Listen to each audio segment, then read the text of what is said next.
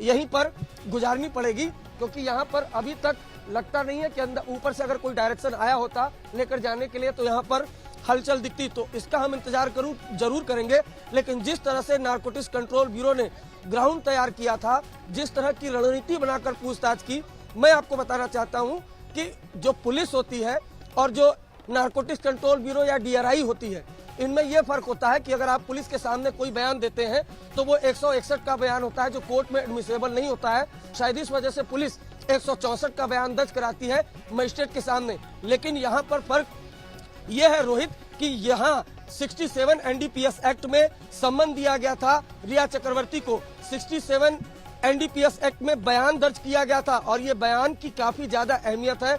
ये बयान कोर्ट में एडमिसेबल होता है, इस चीज को समझना होगा। और इसी बयान के तहत 3 ऐसे लोग थे सुशांत के स्टाफ जिनकी गवाही खासकर रिया को लेकर वो काफी मायने रखती है। बहुत से लोगों को लग रहा था कि अगर कोई ड्रग्स कंज्यूम करता है तो ड्रग्स की रिकवरी होगी, इस तरह की तमाम जो सेक्शन है, इस तरह के तमाम केसेस किए जाएंगे। लेकिन यहाँ पर नारकोटिक्स कंट्रोल ब्यूरो को बहुत अच्छे से मालूम था कि हमें जो केस है वो काफी लेट मिला है, जो मीडिया चैट थे वो लीक हो चुके हैं। कैमरामैन संजय को कहूंगा कि तस्वीर जरूर दिखाएं, क्योंकि सारा फोकस इसी गेट पर है। रोहित, ये जो सामने का गेट है, इसी गेट पर पिछले 3 दिन से फोकस है, क्योंकि रिया चक्रवर्ती रोज यहाँ से आ रही हैं, जा रही हैं। पहले यहाँ पर मीडिया का हजूम था, काफी भीड़ भी लग गई थी। सुरक्षा के मद्देनजर और कोविड दोनों को देखते हुए अगर देखिए तो ये पूरा जो गेट है इसके आसपास के इलाके को कॉर्डन ऑफ कर दिया गया है। मुंबई पुलिस की एक भारी भरकम टीम यहाँ पर हमेशा के लिए तैनात कर दी गई है। और जो हमें जानकारी मिली है उसके मुताबिक, अभी तक की जो जानकारी है उसके मुताबिक इसी बिल्डिंग में रिया मौजूद है और बहुत मुमकिन है कि इसी बिल्डिंग में हवालात जो है नारकोटिक्स कंट्रोल ब्यूरो की वहां पर मौजूद रहेंगी। अब रहेगी बात दूसरी की, तो देखिए नारकोटिक्स कंट्रोल ब्यूरो के ऑफिसर ने कहा कि हमें बहुत लेट ये जांच मिली थी और जो चैट्स थे जो ईडी ने रिया चक्रवर्ती के मोबाइल से क्लोनिंग करके निकाले थे वो मीडिया में लीक हो गए थे। तो ऐसे में स्मार्ट मूव किया गया और रिवर्स इन्वेस्टिगेशन किया गया। सबसे पहले जिनके चैट्स लीक हुए थे उनको समन करके नहीं बुलाया गया, सबसे पहले कॉल डेटा के आधार पर इस सर्किल में जो ड्रग पैडलर थे उनको शिकंजे में लिया गया, जिसमें 2 ड्रग पैडलर जैद और बासित, उनको गिरफ्तार किया गया। उन दोनों ने शौविक चक्रवर्ती का नाम लिया, शौविक को गिरफ्तार किया गया। शौविक ने बयान दिया जिसमें रिया चक्रवर्ती का नाम आया। सैमुअल मिरांडा को गिरफ्तार किया गया और सबसे इम्पोर्टेंट बयान था दीपेश सावंत का। दीपेश सावंत ने जो बयान दिया उसके आधार पर रिया पर शिकंजा कसा गया। और सबसे पहले आज तक नहीं आपको बताया था कि रिया चक्रवर्ती को सम्मन करेगी पुलिस। दूसरे दिन रिया को सम्मन किया और उसके बाद पूछताछ में आई और सबसे पहले आज तक नहीं बताया था कि रिया चक्रवर्ती पर गिरफ्तारी की तलवार लटक रही है, क्योंकि उनके खिलाफ ढेर सारे एविडेंस नारकोटिक्स कंट्रोल ब्यूरो को मिल चुके हैं, जिसमें 3 लोगों की गवाही 67 NDPS एक्ट के तहत हुई है।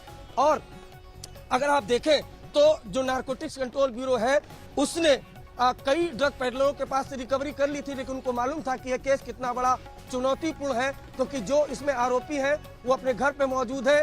उन्होंने काफी लीगल एडवाइस भी ली होगी।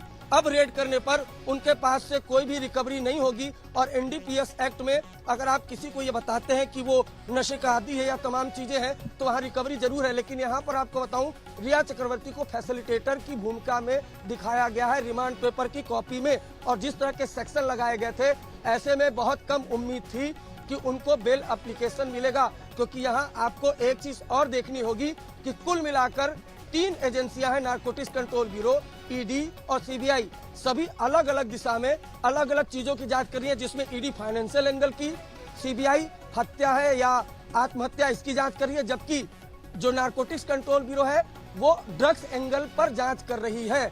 तो नारकोटिक्स कंट्रोल ब्यूरो की ये जो जांच है, बहुत मुमकिन है कि CBI भी इस जांच को अपनी नजर में देखे, खास तौर पर रिया को उस भूमिका में जिसमें वो फैसिलिटेटर के तौर पर सामने नजर आ रही है। तो फिलहाल की बड़ी खबर ये है कि रिया चक्रवर्ती की मुश्किलें बढ़ी है, बेल एप्लीकेशन खारिज हो चुकी है, 14 दिन की न्यायिक हिरासत मिली है। हालांकि उनके वकील कल या परसों में, जहां तक मेरी जानकारी है, बेल एप्लीकेशन फिर से मूव करेंगे।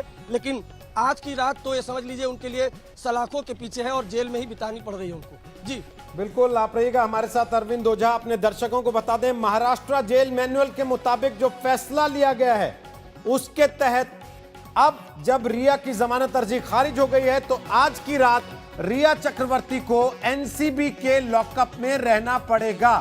वो नारकोटिक्स कंट्रोल ब्यूरो का दफ्तर जहां पर रिया चक्रवर्ती की पिछले 3 दिन से पेशी हो रही थी, वहीं आज की रात रिया चक्रवर्ती को रुकना पड़ेगा। आज सुशांत सिंह राजपूत के परिवार के वकील विकास सिंह ने प्रेस कॉन्फ्रेंस की थी और यह कहा था कि ऐसा लगता है बांद्रा थाना रिया चक्रवर्ती का घर बन गया हो। लेकिन अब लगता है कि घर की तरह आज रिया चक्रवर्ती को एनसीबी के लॉकअप में आज की रात गुजारनी पड़ेगी, क्योंकि पिछले 3 दिन से जिस जगह उनकी लगातार पेशी चल रही थी वहीं आज रात उनको रखा जाएगा। यह खबर आ रही है। रात में कैदी शिफ्ट नहीं किए जाते जेल मैनुअल के मुताबिक। छोटा सा एक ब्रेक लेकर हम वापस आ रहे हैं। आप लगातार कवरेज, सटीक कवरेज के लिए देखते रहेगा आज तक।